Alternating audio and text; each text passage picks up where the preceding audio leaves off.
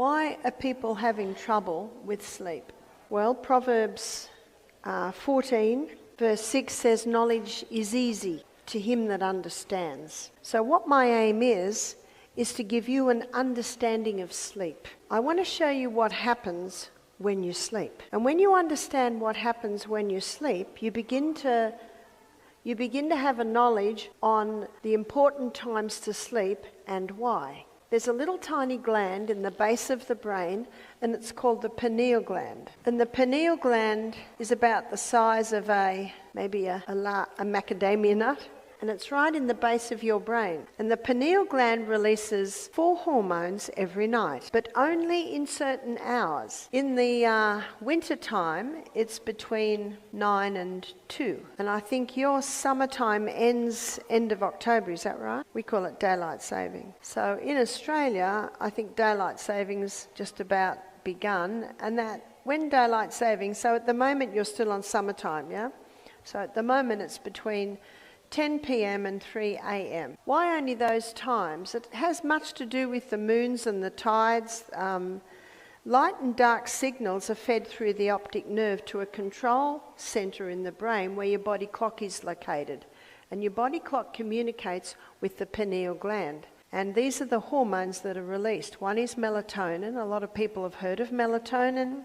Some people that don't sleep very well take melatonin. Well, we naturally release melatonin in that time, and it's called the fix and rejuvenate nighttime hormone. So it is this hormone that probably is mostly responsible for the fix and rejuvenation that's happening in our brain and our body while we sleep.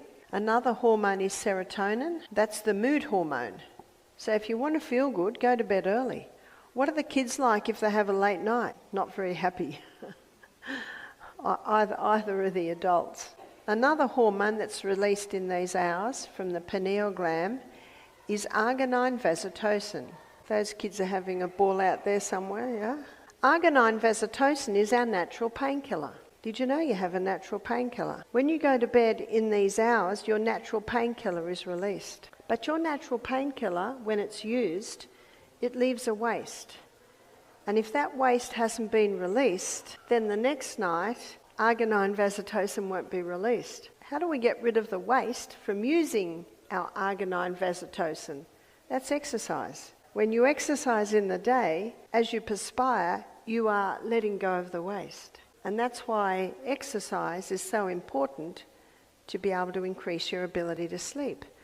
Ecclesiastes says, the sleep of a labouring man is sweet. In other words, when you physically move through the day, you get physical exhaustion at night and you can sleep better. So arginine vasotocin is your natural painkiller, and arginine vasotocin puts you into a deep sleep. So the earlier you go to bed, the more likely you are to fall into a deep sleep. The other hormone that's released is epithalamin. And epithalamin is a hormone that increases learning capacity. God designed our brain to be learning new things right up until the day we die. Many people's brains deteriorate because they stop learning new things. We should ever learn new things.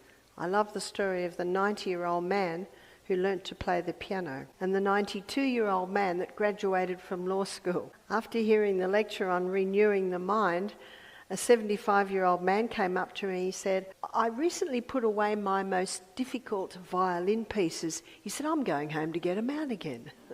So epithalamin increases learning capacity. So to be able to understand and retain the new things that you're learning, we need to go to bed early. You ask any teacher, they can tell the children that had a late night because they just don't get it.